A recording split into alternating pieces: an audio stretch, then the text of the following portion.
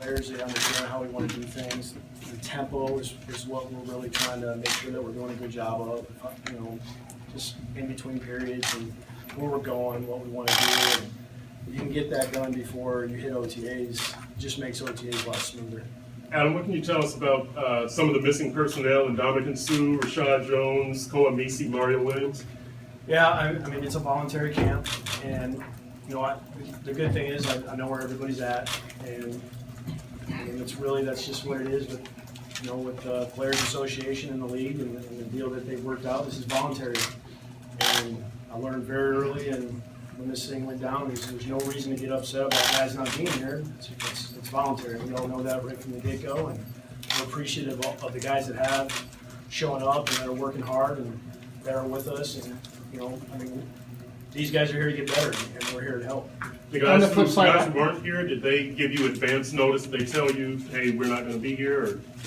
Yeah, we knew who was going to be here and who wasn't going to be here. Adam, does everybody on offense have the entire playbook, or do you give it to them in bits and pieces? Yeah, so we installed a little bit at a time. Those 2 weeks before this were nice to have. We were able to kind of give them a little bit of a pre-install to what we were going to do here, and then once we started with this mini camp, we kind of condensed that and say, hey, this is what we're going to focus on in these camps. And try to be smart, because you don't want to run certain things in these type of camps. You don't want pileups. You don't want situations where DBs and wide receivers can get tangled up. So we're really smart about what we're actually practicing. After with Rashad, we've been told that he's not happy with his contract. If this lingers past this spring, is that an issue for him? I mean, it's voluntary. So, I mean, every day I'm coming in this thing, and when guys show up, we're going to help them, and we're going to help them get better. But, right now, it's a voluntary camp. It's a voluntary program, so guys can come and go as they please. So you'd be more upset than if you missed one of the mandatory days? I'm not going to get upset about anything right now. It's the first day of voluntary vet minicamp, so we'll see how everything goes once we get to June. Even though it's early, when you were new, when you have some of the players who are new, especially on defense, is it hindered at all, or is it still you feel comfortable enough time to get everybody up to speed more than matters? Yeah, it's the NFL. I mean, these guys learn things very quickly. I mean, you don't need a lot of time. I mean, when you're a veteran player and you jump right back in, a lot of times it's just changing terminology. So these guys are sharp. I mean, that's what NFL players get paid to do, and that's on playbooks. Adam, how nice was it to have Cameron on the field, even though he was limited, and where would you say he is in his recovery? Yeah, I mean, that's going to be it. We're day to day. I mean, he's just going to keep grinding and figure out, every day we come in and we see what he can do and if he's sore and where he's at for that particular day. And, he's working close with the trainers and the sports science group to make sure that we get him as close to 100%. I mean, the big goal for me is I just want him ready to go for training camp. The off season this is a great time to make sure that he is as close to 100% heading into training camp as possible. Is it kind of odd having this simultaneously while everyone's getting ready for the draft, or are those guys doing that, you're doing this, and it's? Yeah, I was a part of it last year.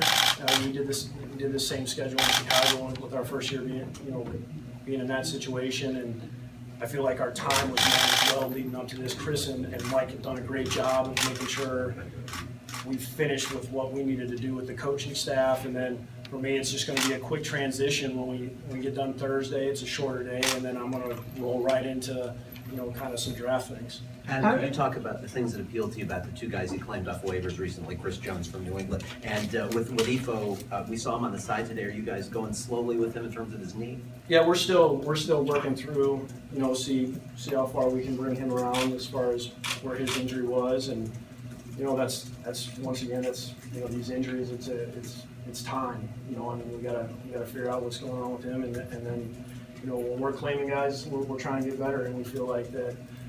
Krista, was a guy that we were interested in, and our scouts and our personnel guys were really excited about the fact that we had a chance to get him, and we'll see how he fits in the group. And a big corner, obviously, if his knee's right. He had interesting skills coming out of. Yeah, I know he was a high guy on a lot of people's draft boards, and unfortunately he got injured, and we'll just see how that one progresses. How does Kiko Alonso look? Can he be the guy who he was in 2013?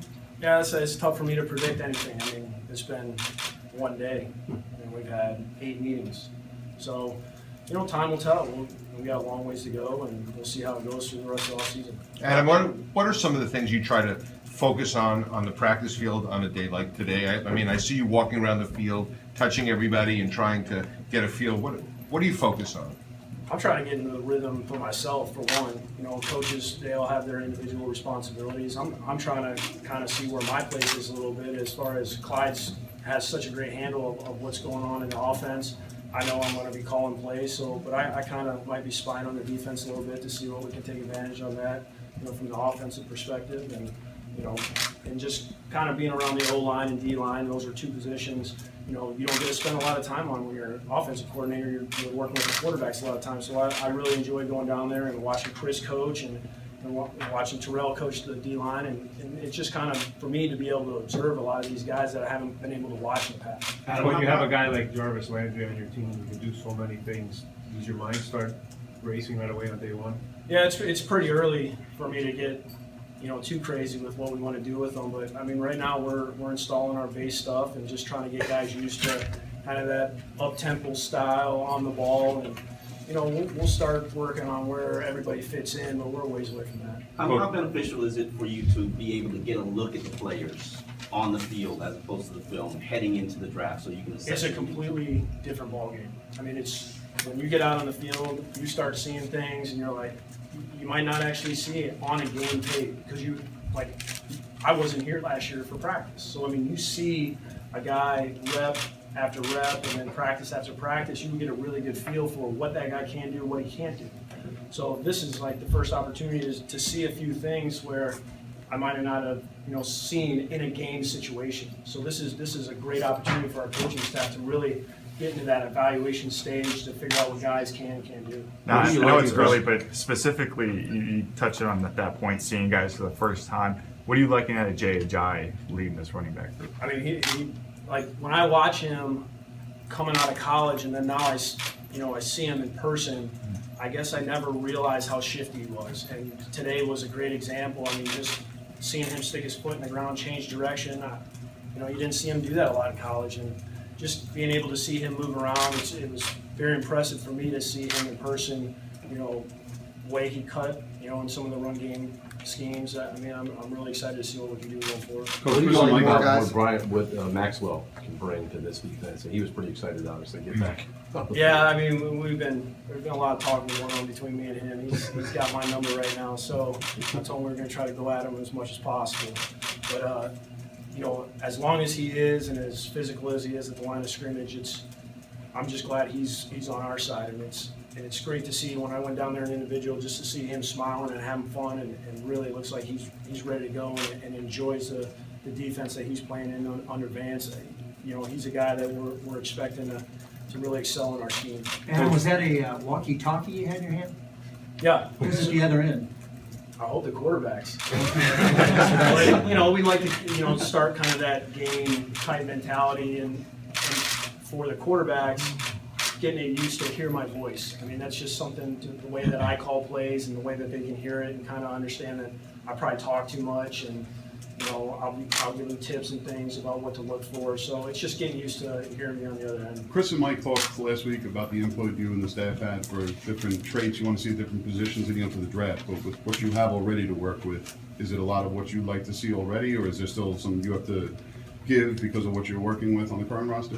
I like what we have already on the roster. I'm excited to see kind of what we can build going forward, and then what we can add. And I'm excited to see, you know, what takes place coming up here in the draft. And Chris and Mike have done a great job of kind of getting that board set. And Chris and the scouts have really worked hard to make sure that we got everything covered. And it'll be interesting to see how this plays out. Adam, Jamar Taylor didn't end the season strongly last year.